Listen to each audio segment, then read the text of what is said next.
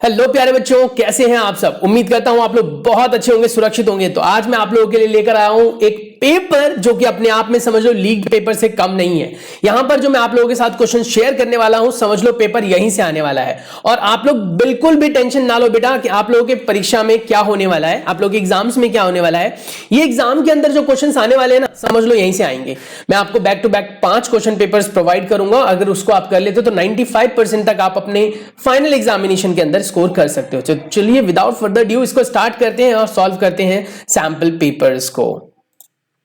हमारे पास जो sample paper है बेटा, जैसा कि आप स्क्रीन पर देख सकते हो, 95% तक आप स्कोर कर सकते हैं। क्वेश्चन के साथ साथ मैंने आप लोगों के साथ यहां पर आंसर्स भी शेयर किए हैं। लेकिन हाँ, पहले आप क्वेश्चंस को एक बार देख लो, पेपर का पैटर्न देख लो कि क्या पेपर में रहने वाला है। आपके एग्जाम्स जो है वो 80 मार्क्स के होने वाले हैं। 80 मार्क्स के एग्जामिनेशन के अंदर बेटा आपके पास जो पेपर का पैटर्न होगा वो कुछ ऐसा होगा। टोटल 34 क्वेश्चंस होंगे आपके सैंपल पेपर्स जैसे ही आपके फाइनल पेपर में सारे क्वेश्चंस कंपलसरी होंगे। 1 से लेकर 15 तक क्वेश्चंस ऐसे रहने वाले हैं बेटा जो आपके मल्टीपल चॉइस क्वेश्चन होंगे 1 अंकों के लिए, जिनके साथ साथ 4 ऑप्शंस अवेलेबल होंगे। जो भी आपको करेक्ट लगता है तो उसके ऑप्शन को या फिर आप सॉल्यूशन को लिख सकते हो। नेक्स्ट है आपके पास 4th पॉइंट सेक्शन बी, जो आपके पास 16 से लेकर 22 तक क्वेश्चन को कवर करेगा। इसके अंदर अगर आप ध्यान से देखो तो शॉर्ट आंसर टाइप के क्वेश्चंस होंगे जो कि 2 अंकों के लिए होंगे। यानी 1 से 15 तक आपके पास 1 अंकों के लिए और बेटा 16 से लेकर 22 तक आपके पास 2 अंकों के लिए होंगे। जो आपके पास 5th पॉइंट है, यहां पर मेंशन कर रहा है कि आपके पास 23 से लेकर 31 तक जो है वो टोटल 4 मार्क के क्वेश्चन होंगे। ये अभी मैं आपको क्यों बता रहा हूं, आप लोगों को लग रहा होगा मैं टाइम पास कर रहा हूं, आप वीडियो को स्किप भी कर चुके होंगे, शायद करने वाले होंगे। लेकिन बेटा अगर आपको ये आइडिया रहता है तो आपको पेपर में आधी तैयारी तो पहले से मिल जाती है। मुझे ये जो इंट्रोडक्शन वाला पार्ट है या फिर इंस्ट्रक्शन वाला पार्ट है, ये पढ़ना नहीं पड़ता, समझना नहीं पड़ता। सेम ऐसा ही आपको पेपर के अंदर प्रिंटेड मिलेगा। नेक्स्ट है आपके पास डी वाला जो पार्ट है वो आपके पास 32 से लेकर 34 तक क्वेश्चन होने वाला है और ये सारे के सारे 5 मार्क्स के लिए होंगे। चलिए क्वेश्चन नंबर 1 से स्टार्ट करते हैं। क्वेश्चन नंबर 1 में अगर हम देखें तो कह रहा है कि method of transferring of seedling from nursery to field is known as, यानी कि जब नर्सरी से कोई भी पौधा जो है वो उठाकर कहीं और ले जाया जाता है तो उसे हम क्या कहते हैं। क्या हम उसे ट्रांसप्लांटेशन कहते हैं, ब्रॉडकास्टिंग कहते हैं, क्रॉप रोटेशन कहते हैं या हार्वेस्टिंग कहते हैं। फटाफट आप लोग पहले इन क्वेश्चंस के आंसर्स कमेंट सेक्शन में लिखेंगे सो दैट आप खुद को टेस्ट कर सकें कि आप लोगों को कितने आंसर्स पहले से आते थे। मैं ये नहीं कह रहा हूं कि आपको बहुत आना चाहिए, पर मैं ये कह रहा हूं कि कम से कम एमसीक्यूज तो आप अपने दम पर कर ही सकते हो। 4 ऑप्शंस आपके पास जो है वो रिफ्लेक्ट होते हैं और उनमें से जो आंसर होता है वो ब्रेन में अपने आप आने लग जाता है। अरे हाँ, हमने पढ़ा तो था कि जब एक पौधे को एक जगह से दूसरी जगह तक लगाया जाता है तो उसको क्या कहते हैं, क्या वो ट्रांसप्लांटेशन होता है। अपने आप से पूछो और आंसर देने की कोशिश करो। होपफुली आप लोग इन सभी क्वेश्चन के आंसर देने की बारी बारी कोशिश करेंगे और कोशिश के बाद आप लोग टैली जरूर करना कि मैंने जो आप लोगों के साथ आंसर शेयर किया वो क्या है। दूसरा आपके पास बेटा fungal hyphae that helps to absorption of food material are called, जो फूड मटेरियल को एब्जॉर्ब करने में हेल्प करते हैं उन्हें हम क्या कहते हैं। शायद ये नाम आपके लिए पहली बार आया हो, शायद आप लोग इस नाम से अवगत ना हो बेटा, लेकिन अगर आप करोगे तो डेफिनेटली कुछ ना कुछ नया मिलेगा। Type of coal that can be use to produce coke, यानी कि वो कोल जो कोक को प्रोड्यूस करता है वो कौन सा है, क्या लिग्नाइट है, बिटुमिनस है, एंथ्रासाइट है या फिर मैग्नेटाइट है। ऐसे बेटा फर्दरली बैक टू बैक आपके पास क्वेश्चंस है। During the combustion, temperature rises considerably because burning what? Not use of air, with use of oxygen, rapidly produce light. Combustion में टेम्परेचर बढ़ता है, क्यों बढ़ता है, क्या रीजन है, ये आपसे पूछ रहा है। मैच द फॉलोइंग में भी आपके पास ऑप्शंस अवेलेबल है। रिप्रोडक्शन बाय बडिंग क्या कहलाता है, बडिंग से क्या कहलाता है या फिर कौन करता है। बडिंग वो प्रोसेस होता है जिसमें एक नया पार्ट जो है वो ग्रो कर जाता है, फिर उसके बाद जब वो मैच्योर हो जाता है तो डिटैच हो जाता है, वो बेटा हाइड्रा में होता है। ओवम कितने दिन पर रिलीज होता है, क्या वो 28 दिन पर है, क्या वो 38 दिन पर है, 18 दिन पर या फिर 8 दिन पर, या आप यहां पर आंसर दे सकते हैं। ये बहुत ही ज्यादा क्रिटिकल क्वेश्चन है बेटा, क्योंकि बहुत सारे बच्चे इवन अपने टीचर से भी आप पूछोगे तो इसका आंसर आपको गलत मिलेगा। चैलेंज कह रहा हूं, ये आप अपने टीचर से पूछो और वो करेक्ट आंसर बता दे तो ना। हाँ, ये ध्यान रखना वो बस गूगल ना करें। Why the food is cooked quickly in the pressure cooker, ये आंसर बहुत आसानी से दे सकते हो। प्रेशर कुकर में जो फूड है वो क्यों क्विकली पक जाता है। ऐसे बेटा मानव रेंज कितनी होती है, यानी हम कितनी से कितनी फ्रीक्वेंसी के साउंड को सुन सकते हैं। इलेक्ट्रोलाइसिस ऑफ सॉल्ट से आपको क्या मिलता है या फिर किस वजह से होता है। न्यूट्रलाइजेशन रिएक्शन, नेचुरल डिजास्टर, आई के अंदर होने वाले डिजीजेस, ट्रू फॉल्स से रिलेटेड क्वेश्चंस, ऐसे बेटा फिर फर्दर आपके पास जो क्वेश्चंस है वो यहां पर भी अवेलेबल हैं। जैसे कि आपसे कह रहा है describe how coal is formed by dead vegetation, यानी कि कोल किस तरीके से डेड वेजिटेशन से फॉर्म होता है ये आपको बताना है। नेक्स्ट है what are the 3 essential requirement to produce fire, fire को प्रोड्यूस करने के लिए क्यों और क्या क्या चीजें रिक्वायर्ड है, ये बेटा बहुत इंपॉर्टेंट है। जो क्वेश्चन में मार्क कर रहा हूं उसको तो तैयार कर ही लो, समझ लो। What do you understand by sexual characteristics, भाई इस क्वेश्चन को कैसे भूल सकते हो आप, ये क्वेश्चन तो ऐसा क्वेश्चन है कि हर पेपर में पूछा गया है डेफिनेटली, तो आप समझ सकते हो कि ये बहुत इंपॉर्टेंट रहने वाला है। नेक्स्ट आता है आपके पास 2 astronauts astronauts, yes obviously 2 astronauts are floating close to each other in a space. They can talk to each other without using any special device. Give reason. क्या वो बात कर सकते हैं एक दूसरे से या नहीं कर सकते हैं, ये आपको बताना है। उसके बाद टेस्टर जो है वो कंडक्शन के लिए चेक किया जाता है, तो बताओ किसके अंदर कंडक्टिविटी ज्यादा होगी, liquid conductor, solid conductor, gases conductor. Law of reflection, ओ हो ये क्वेश्चन भाई साहब ये बेटा आएगा ही आएगा, समझ लो, मतलब 90% चांस है इसके आने के। लॉ ऑफ रिफ्लेक्शन, प्लॉइंग की बात करें खेती बाड़ी में सबसे पहला स्टेप है, सबसे पहला चैप्टर है ये, इसके भी आने के चांसेस हैं, ये भी नोट डाउन कर लेना। Driving, what are the tips you must follow to save the, हमने पढ़ा था ना पीसीआरए के थ्रू जो है वो आपके पास एक रूल दिया गया था जिसके अकॉर्डिंगली हमने पढ़ा था कि हमें ड्राइविंग करते वक्त बहुत सारी चीजों का ध्यान रखना चाहिए। फॉर एग्जांपल एयर प्रेशर कितना है वो ध्यान रखना चाहिए, गाड़ी जो है वो ओवरलोडेड नहीं होनी चाहिए, रेड लाइट पर गाड़ी को जो है वो बंद कर देना चाहिए। ऐसे ही क्लोन किस तरीके से फॉर्म हुआ था, ये इंपॉर्टेंट क्वेश्चन है। डोली का जो क्लोन फॉर्म हुआ था वो कैसे फॉर्म हुआ था, इसका आंसर देना है। उसके बाद सेकेंडरी कैरेक्टरिस्टिक, मैंने कहा था ना कि ये बार बार पूछा जाता है, ऊपर भी ऐसा ही क्वेश्चन था सेकेंडरी सेक्सुअल कैरेक्टरिस्टिक के बारे में, यहां पर भी वैसा ही क्वेश्चन दे रखा है। उसके बाद कह रहा है अलार्म को अगर हम एक वेसल डाल दें उसकी सारी हवा को निकाल दे, क्या आपको आवाज सुनाई देगी, अगर सुनाई देगी तो बताओ कैसे सुनाई देगी, और नहीं सुनाई देगी तो क्यों नहीं सुनाई देगी, ये आपको आंसर देना होगा। इस टाइप का क्वेश्चन भी पूछा गया है। उसके बाद फोर्स के मैग्नीट्यूड और डायरेक्शन भी होती है, ये आपको बताना है। What is the actual direction of electric current, ये भाई ये आपको सर्किट डायग्राम के साथ एक्सप्लेन करना होगा, ये भी बहुत इंपॉर्टेंट है। नेक्स्ट आ रहा है if material used for construction या constructing a building were good conductor, do you think lightning will strike the building, will the lightning conductor be still required to be install, यानी कह रहा है कि अगर मान लो लाइटनिंग कंडक्टर, जैसे आपने पढ़ा था ना कि बिल्डिंग्स को बचाने के लिए लाइटनिंग कंडक्टर्स लगाए जाते हैं जिससे कि बिल्डिंग के ऊपर जो है बिजली ना गिरे, तो वो कह रहा है कि क्या जरूरत है, क्या अगर मान लो जरूरत पड़ेगी क्या लाइटनिंग कंडक्टर की, अगर पूरी बिल्डिंग को ही है कंडक्टिंग मटेरियल से बना दिया जाए। बहुत ज्यादा इंपॉर्टेंट क्वेश्चन है। अगर आपके टीचर के हाथ में ये सैंपल पेपर लगा ना, फिर वो ना देखेंगे आओ ना देखे ताओ, बोलेंगे बस पेपर लेकर आओ, प्रिंट करो और बच्चों से करवाओ। तो कहने का मतलब ये हो गया कि पेपर के आने के चांसेस पूरे हैं इसके। डिफरेंस बिटवीन रेगुलर और डिफ्यूज्ड रिफ्लेक्शन, रेगुलर रिफ्लेक्शन क्या होता है, डिफ्यूज्ड रिफ्लेक्शन क्या होता है, ये आपसे पूछा जाएगा। इसमें आपको बेटा डायग्राम बनाकर बताना है, जिसमें हमने पढ़ा था कि किस तरीके से आने वाली सारी की सारी लाइट रेज पैरेलल होती है रेगुलर में और निकलने वाली भी आपस में पैरेलल होती है रेगुलर में, जबकि जो डिफ्यूज्ड होता है बेटा इरेगुलर होता है, उसमें आने वाली तो सारी पैरेलल होती है बट जाने वाली पैरेलल नहीं होती है। नेक्स्ट आता है सेक्सुअल रिप्रोडक्शन, ओहो हो ये क्वेश्चन बहुत ज्यादा इंपॉर्टेंट। आप कहोगे सर ये तो पूरा पेपर ही आपने बता दिया कि इंपॉर्टेंट है, भैया मानो या ना मानो सच्चाई को जानो, पेपर इधर ही से आएगा, समझ रहे हो, लगभग 80% से ज्यादा पेपर यहां से आने वाला है। नेक्स्ट आता है when a person stand on a cushion the depression is much more when he lies down on it, यानी जब एक कुशन पे वो खड़ा होता है, जब वो किसी भी स्पंजी वाली चीज पर खड़ा होता है तो वहां पर चीजें ज्यादा दब जाती है एज कंपेयर टू अगर वो लेटा होता है तो कम दबती है। कोई आपसे पूछेगा ऐसा क्यों हुआ, यहां पर बेटा काम कर रहा है प्रेशर का कॉन्सेप्ट। कौन सा कॉन्सेप्ट काम कर रहा है, प्रेशर कॉन्सेप्ट, ये बहुत इंपॉर्टेंट है और इस चीज को ध्यान रखना, प्रेशर कॉन्सेप्ट का ऊपर क्वेश्चन पूछा जा सकता है। Explain the process of electroplating galvanisation, इससे रिलेटेड क्वेश्चन भी पूछा जाता है। 5 नंबर वाले तो तीनों क्वेश्चंस आपके लिए बिल्कुल भरपूर क्वेश्चन है ये। चलिए अब हम बात करते हैं बेटा सॉल्यूशन की। जो पहला क्वेश्चन पूछा गया था जिसमें हमने कहा था कि पौधे को एक जगह से दूसरी जगह तक ले जाते हैं, उसे हम कहते हैं ट्रांसप्लांटेशन। दूसरा आपके पास है बेटा एब्जॉर्प्टिव हाइफे।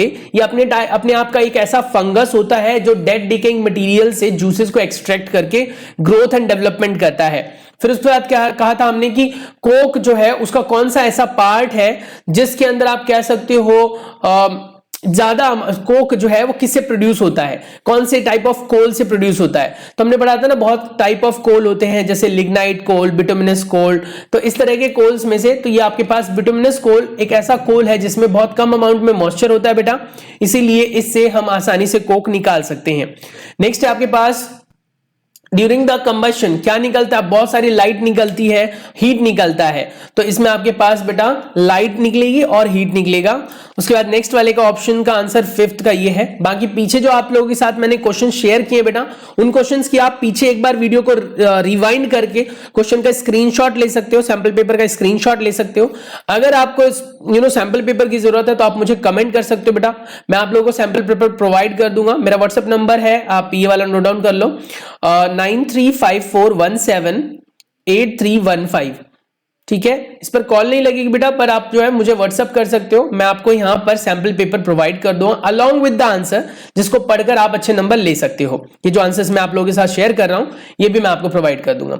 नेक्स्ट है आपके पास हाइड्रा क्या होता है, हाइड्रा कैसे प्रोड्यूस करता है। तो हमने पढ़ा था हाइड्रा जो है रिप्रोडक्शन दिखाता है, और रिप्रोडक्शन का वो कैसा फेज दिखाता है बेटा, असेक्सुअल रिप्रोडक्शन दिखाता है, जिसमें उसका छोटा सा बॉडी पार्ट ग्रो करता है जिसे हम बर्ड कहते हैं। जैसे ही वो पूरा ग्रो हो जाता है तो वो डिटैच हो जाता है। उसके बाद दूसरे और भी ऐसे कह सकते हो ऑर्गेनिजम्स हैं, जैसे कि अमोएबा है, पैरामीशियम है, बैक्टीरिया है, जो कि असेक्सुअल रिप्रोडक्शन दिखाते हैं और वो बाइनरी फिजन से दिखाते हैं। बाइनरी फिजन में एक पार्ट दो हिस्सों में डिवाइड हो जाता है। उसके बाद नेक्स्ट क्वेश्चन था बेटा कि ओवल्यूशन पीरियड कितना होता है। तो हमने पढ़ा कि भैया टोटल 28 डेज लगते हैं, यानी मेंस्ट्रुअल साइकिल में जो फीमेल का मेंस्ट्रुअल साइकिल होता है उसके अंदर 28 डेज लगते हैं। उसके बाद कह रहा है क्या कि प्रेशर कुकर में जब हमने खाना बनाया तो जल्दी खाना क्यों बन गया। तो प्रेशर कुकर के अंदर जब खाना हम डालते हैं बेटा तो उसके अंदर हॉट एयर और मॉइस्चर ट्रैप हो जाता है और वो एक्सपेंड नहीं होता, जिसकी वजह से उसकी सारी की सारी एनर्जी जो है वो उसी कुकिंग प्रोसेस में यूज होती है। और मॉइस्चर सराउंडिंग में होता है तो ज्यादा टेम्परेचर अचीव कर जाता है due to latent heat of vaporisation, और इसकी वजह से जल्दी खाना कुक हो जाता है। नेक्स्ट वाले का आंसर है बेटा ग्रेवल्स। ग्रेवल्स जो है वो कांटेक्ट एरिया जो है वो ज्यादा फ्रिक्शनल बना देगा। हमारी जो हियरिंग पावर होती है वो 20 हर्ट्ज से लेकर 20,000 हर्ट्ज तक होता है, या फिर आप कह सकते हो 20 किलो हर्ट्ज तक होता है।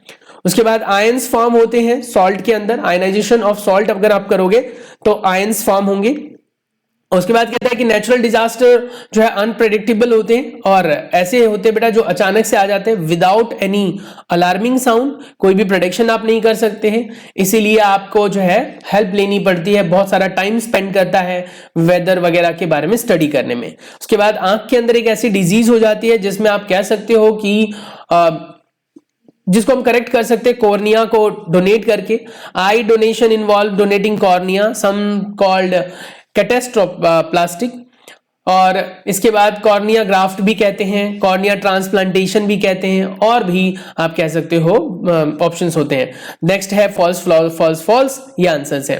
उसके बाद फर्मेंटेशन से रिलेटेड जो क्वेश्चन पूछा गया था उसका आंसर यहां पर है, देखो यहां लिखा हुआ है लुई पास्चर ने ऑब्जर्व किया था फर्मेंटेशन को बायोकेमिकल प्रोसेस से। Later it was discovered that micro organism not harmful, फिर पता लगा कि माइक्रो ऑर्गेनिज्म हार्मफुल नहीं है। In 1924 Fleming prepared antibiotic penicillin from the micro organism called penicillium notatum. Penicillium notatum. यहां पर क्वेश्चन देखो, क्वेश्चन नंबर 16 था ये। यहां पर आ जाओ, क्वेश्चन नंबर 17 पर क्या पूछ रहा है, describe how coal is form from dead vegetation और what is the process called, यानी कोल कैसे बना डेड वेजिटेशन से, उसको आपको एक्सप्लेन करना है। तो बहुत ही सिंपल सा आंसर है, पढ़ोगे तो आपको समझ में आ जाएगा। About 300 million years ago the earth had dead dense forest, low lying wetlands, due to natural process like a flooding these forest got buried under the soil. हमने पढ़ा हुआ है पहले भी कि कहीं ना कहीं ये प्रोसेस बहुत लेंदी प्रोसेस है बेटा, लगभग 300 मिलियन साल पहले की बात है। बहुत सारे एनिमल्स और ऑर्गेनिजम्स हुआ करते थे, नेचुरल डिजास्टर आया जिसकी वजह से बहुत सारे एनिमल्स और जो प्लांट वगैरह थे वो बेटा सॉइल के अंदर दब गए। सॉइल के अंदर दबने की वजह से वो कंप्रेस होते गए, टेम्परेचर बढ़ता चला गया और डीपर के डीपर चले गए, प्रेशर भी बढ़ता चला गया, जिसकी वजह से डेड प्लांट जो है स्लोली स्लोली कोल में कन्वर्ट हो गए और डेड एनिमल्स जो है बेटा वो धीरे धीरे कार्बनाइजेशन की वजह से ऑयल में कन्वर्ट हो गए। कौन सा प्रोसेस इसमें की पॉइंट है बेटा? कार्बनाइजेशन। तो अगर ये पॉइंट ऐड कर देते हो तो टीचर आप लोगों से हैप्पी हो जाता है, तो आपको नंबर पूरे पूरे मिल जाते हैं। तो की पॉइंट्स होते हैं कुछ जिनके बारे में आपको ध्यान रखना है, ठीक है ना। अब आपके पास कह रहा है क्या कि अगला क्वेश्चन है क्वेश्चन नंबर 18। अगर हम 18 पर चलें, किधर हाँ, what are the 3 essential requirement to produce fire? How fire extinguisher is used for controlling the fire? यानी कि कौन कौन से 3 इसेंशियल कंडीशन है जिससे हम फायर को कंट्रोल कर सकते हैं, जिससे हम कह सकते हैं फायर को कंट्रोल भी कर सकते हैं एज वेल एज फायर के लिए नेसेसरी है। अब कहते हैं कि एक तो आप क्या करो, आप आसानी से इसे कंट्रोल कर सकते हो फायर ब्रिगेड की हेल्प से, और लेकिन फायर ब्रिगेड वाले भी बहुत सारी टिप्स और ट्रिक्स आप लोगों को देते हैं। तो इसेंशियल कंडीशन है आपके पास कि भैया किसी भी चीज में आग लगाने के लिए 3 चीजें जरूरी है मेनली। पहला है फ्यूल जरूरी है, दूसरा है हवा जरूरी है, और तीसरा है बेटा हीट जरूरी है इग्निशन के लिए। यानी अगर फ्यूल नहीं होगा, एयर नहीं होगा, इग्निशन नहीं होगी तो बेटा कोई भी चीज जलेगी नहीं। फ्यूल तो मस्ट है, बिना फ्यूल के कैसे जलेगी कोई भी चीज।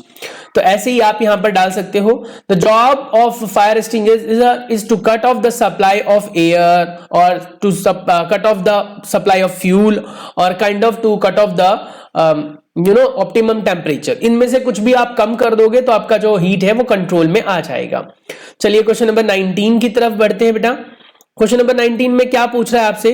कहता है कि what do you understand by secondary sexual characteristic. Secondary sexual characteristic किसे कहते हैं? देखो यहां पर तो सेकेंडरी सेक्सुअल कैरेक्टरिस्टिक में क्या कह रहा है? कह रहा है क्या? The feature that helps to distinguish the male from the female is called secondary sexual characteristics. In females, breast begin to develop and boys begin to grow facial hairs. तो यानी कि ये सेकेंडरी सेक्सुअल कैरेक्टरिस्टिक्स है बेटा, जिससे आप आसानी से मेल और फीमेल के बीच में डिस्टिंक्शन क्रिएट कर सकते हो कि कौन मेल है कौन फीमेल है। Secondary sexual characteristics. Primary sexual characteristics होती है जो हमारे हिडन होते हैं, ठीक है। नेक्स्ट आता है आपके पास 22। जो 2 एस्ट्रोनॉट्स हैं वो स्पेस में जाते हैं, बताओ कि क्या वो आपस में बात कर सकते हैं विदाउट स्पेशल टूल के? तो कहता है नहीं जी, नहीं कर सकते हैं, क्योंकि स्पेस के अंदर जो है ना एयर नहीं है, और एयर नहीं है तो कोई भी मीडियम ना होने की वजह से साउंड ट्रेवल नहीं कर सकता, तो दोनों एस्ट्रोनॉट्स आपस में बात नहीं कर सकते। उसके बाद कह रहा था कि कौन सा कंडक्टर जो है वो ज्यादा अच्छा कंडक्टिविटी दिखाएगा? तो कह रहा है लिक्विड ए जो है वो ज्यादा कंडक्टर होगा as compare to B, because the conductivity of the solution determine the amount of current flowing through the solution. Greater the conductivity, greater will be the quantity current passes through the solution, and lesser the conductivity, lesser the amount of current passes through the solution correspondingly, so that conductivity of A is more as compared to conductivity of B. यानी कि जिसके अंदर ions ज्यादा होंगे वो conductivity ज्यादा करेगा, जिसके अंदर आयंस कम होंगे बेटा वो कंडक्टिविटी कम करेगा। उसके बाद क्या रहा है question number 22, right law of reflection, और 23 कह रहा है define ploughing. Law of reflection हमने क्या पढ़ा था? इंसिडेंट रे, रिफ्लेक्टेड रे और जो नॉर्मल होता है, all are lie on a same plane at a same point. उसके बाद पढ़ा था हमने कि इंसिडेंट एंगल और reflected angle all are same, यानी दीज टू आर सेम। तो 2 ही लॉ ऑफ रिफ्लेक्शन है बेटा जो आपकी स्क्रीन पर है। You can take it a screen shot from here and इससे आप आसानी से याद कर सकते हो। बाकी मैं तो आपको बोल ही चुका हूं कि मैं कैसे प्रोवाइड करूंगा, उसके लिए आपको थोड़ी सी मेहनत करनी पड़ेगी। उसके बाद कह रहा था क्या प्लॉइंग क्या होता है, और फिर अगला क्वेश्चन है कि अगर हम ड्राइविंग कर रहे हैं तो किस प्रकार से हम फ्यूल को बचा सकते हैं। तो प्लॉइंग क्या होता है? यानी कि आपने देखा होगा हल जोतना क्या होता है? The process of loosening turning the soil called tilling और प्लॉइंग। यानी कि जब हम एक ऐसा प्रोसेस फॉलो करें जिससे हम सॉइल को लूज करें, और बेटा कहीं ना कहीं आप कह सकते हो उसको हम टिलिंग कहते हैं या फिर प्लॉइंग कहते हैं। उसको हम करने के लिए प्लॉ का यूज करते हैं। प्लॉ जो है वो बना होता है वुड से या आयरन से, और ये बहुत पहले से इस्तेमाल किया जा रहा है सॉइल को तोड़ने के लिए, ब्रेक करने के लिए, फर्टिलाइजर्स को ऐड करने के लिए, वीड्स को निकालने के लिए। अब वो बात अलग है कि धीरे धीरे हमने इसमें चेंजेस किए, जैसे पहले जो थे वो बुल्स का इस्तेमाल करते थे, फिर हमने कैमल का, हॉर्सेस का इस्तेमाल किया, आजकल जो है ट्रैक्टर का यूज करते हैं। उसके बाद कह रहा है क्या कि हम किस तरीके से फ्यूल को कंजर्व कर सकते हैं या फिर फ्यूल की वेस्ट को कंट्रोल कर सकते हैं पीसीआरए के रूल्स के थ्रू, हमने जो पढ़ा हुआ है। तो उससे हमने पढ़ा था कि पहले तो आप कर सकते हो क्या, to ensure the air pressure in the tyre. Air pressure अगर कम होता है बेटा तो व्हीकल के ऊपर प्रेशर ज्यादा आता है, चलते वक्त ज्यादा जान लगानी पड़ती है, फ्यूल का लॉस होता है। तो आप फ्यूल को कंट्रोल करने के लिए एयर प्रेशर को फिक्स कर सकते हो, या फिर कह सकते हो इंश्योर करो कि उसके अंदर एयर प्रेशर प्रॉपर हो। इंश्योर रेगुलर मेंटेनेंस, भैया बहुत जरूरी है। गाड़ी की अगर मेंटेनेंस नहीं करोगे तो गाड़ी जो है वो प्रॉपर्ली वर्क नहीं करेगी, फ्रिक्शन ज्यादा क्रिएट करेगी, वियर टियर करेगी, इंजन ऑयल बर्न करेगी। उसके बाद कह रहा है drive at constant speed we can say, और मॉडरेट स्पीड, बहुत तेज नहीं चलाना, बहुत स्लो नहीं चलाना, क्योंकि बहुत स्लो चलाओगे तो भी तेल ज्यादा जलेगा। बहुत तेज चलाओगे और अचानक ब्रेक लगाने पड़ गए अगर आपको, तो सारे की सारी जो उसको मोमेंटम मिली है ना वो एकदम से जीरो करनी पड़ेगी, तो फ्यूल का लॉस हो गया। Switch off the engine when you are over there the traffic signals, जब रेड कलर की लाइट हो तो आप स्विच ऑफ कर दो इंजन को। नेक्स्ट आता है डॉली के क्लोनिंग के बारे में आपको बताना है कि क्लोनिंग किस प्रकार से हुआ था। Cloning is a production of exact copy of cell part of the body. Dolly was the first clone, was born in 5th of July 1996. It was the first mammal to be cloned, यानी कि पहला वो mammal था जिसको clone किया गया था। It is cloned by Ian Wilmot and his colleague, ये साइंटिस्ट का नाम है। During this process cloning Dolly, a cell was collected from mammary gland of female fin Dorset sheep। ठीक है, जैसे ये चित्र है, ये पिक्चर है बेटा, पिक्चर तो आपको नहीं बनाना है बट इसने जस्ट फॉर रेफरेंस दे दिया। Simultaneously an egg was collected from Scottish blackface eve and the nucleus was removed from the egg, and then cell nucleus of the membrane gland cell from the fin Dorset sheep was inserted into the egg cell of the Scottish blackfish eve, and development of these egg followed normally, and finally Dolly was born. It was found to be absolute identical to the fin Dorset sheep and produced several offsprings of her own through the normal sexual means. Dolly died on 14th of February 2003 due to certain lung problems, lung diseases. तो कह रहा है कि Dolly sheep जो थी वो पहली ऐसी शीप थी बेटा जो 1996 में तैयार की गई थी। उसके अंदर दो शीप्स को लिया गया था, एक के मेमोरी ग्लैंड के अंदर से सेल्स के न्यूक्लियस को निकाला गया था और दूसरे के अंदर से एग सेल लिया गया था, और एग सेल के अंदर मेमोरी ग्लैंड के न्यूक्लियस, मेमोरी सेल के न्यूक्लियस को डाल दिया गया था। फिर जो बेबी हुआ वो डॉली हुई। डॉली ने फिर सेक्सुअल रिप्रोडक्शन किए, उसके बहुत सारे बच्चे हुए, पर 2003 के अंदर जो है वो लंग की प्रॉब्लम की वजह से वो डेड कर गई थी। Secondary sexual character in males, males के अंदर सेकेंडरी सेक्सुअल कैरेक्टरिस्टिक्स पूछा जाता है बेटा, जैसे कहता है फेस के ऊपर हेयर हो जाते हैं, शोल्डर्स और चेस्ट जो है वो भारी हो जाते हैं, उभर जाते हैं, आवाज भारी हो जाती है, एडम एप्पल्स दिखने लग जाता है, ये सब सेकेंडरी सेक्सुअल कैरेक्टरिस्टिक्स है। उसके बाद कहता है फोर्स जो है वो मैग्नीट्यूड एंड डायरेक्शन दोनों को होल्ड करता है, एक्सप्लेन करो कैसे। ये क्वेश्चन मैंने पढ़ रखा है इसलिए आपको बता दूं। तो कह रहा है कि force can be smaller larger, that means to be magnitude, its magnitude can be express in newton in which SI unit is force. अब कह रहा है कि if two forces applied on the same object then resultant force acting on the object is the sum of the two forces but they must be in same direction. For example अगर दो बच्चे एक ही direction से किसी body के ऊपर force लगाते हैं तो उनके फोर्स आपस में जुड़ जाते हैं, वहीं पर अगर दोनों के दोनों ऑपोजिट डायरेक्शन से फोर्स लगाते हैं तो उनके फोर्स जीरो हो जाते हैं, and this is called balanced force. अगर वही कह रहा है कि फोर्स ऑब्जेक्ट के ऊपर ऑपोजिट डायरेक्शन से लगाया जाए लेकिन अलग अलग लगाया जाए तो रिजल्टेंट फोर्स उस डायरेक्शन में होगा जिधर से कह सकते हो कम फोर्स लगाया गया है। Now initially the person is able to hear the sound coming from the air water distinctly, but after some time the air completely remove from the bottle. फिर वही कह रहा है क्या कि स्टार्टिंग में आपको सुनाई देगा जब बॉटल के अंदर बेल रखा गया था, और उसके बाद बाकी के एक्सप्लेनेशन के लिए आपको मुझे कमेंट करना पड़ेगा, और इसके जो सॉल्यूशन है डी सेक्शन के बेटा वो मैं आपको डिस्क्रिप्शन में प्रोवाइड नहीं कर पाऊंगा, sorry for that, due to कह सकते हैं यूट्यूब पॉलिसी, तो मैं आप लोगों को व्हाट्सएप पर प्रोवाइड कर दूंगा। बस मेरे साथ आपको व्हाट्सएप पर जुड़ना पड़ेगा। मैं व्हाट्सएप पर आप लोगों के लिए एक ग्रुप तैयार करूंगा, सून एक चैनल तैयार करूंगा। बट हाँ, आपको पहले व्हाट्सएप पर मुझे हाई, हेलो और समथिंग जो कि पेपर की आपकी डिमांड है वो आपको मांगनी पड़ेगी, तब मैं आपको आसानी से प्रोवाइड करूंगा और आप लोग उसे देख सकते हैं। लगभग ये 24 मिनट की वीडियो है जिसके अंदर मैंने आपको लगभग 90% तक इस पेपर का कह सकते हिसाब किताब बता दिया। बाकी जो 5-7% रह गया है उसके लिए देखो थोड़ी सी मेहनत आपको करनी पड़ेगी। हाँ, मुझे पता है इस चीज के लिए आप बेशक वीडियो को डिसलाइक करके जा सकते हो, नॉट अ इशू, लेकिन बेटा देखो नुकसान आपका होने वाला है। डिसलाइक करोगे तो फ्यूचर में जो मैं पेपर दूंगा तो कैसे पता चलेगा आपको। तो इट्स अप टू यू। बाकी मिलते हैं नेक्स्ट वीडियो में। Stay tuned, take care, bye bye.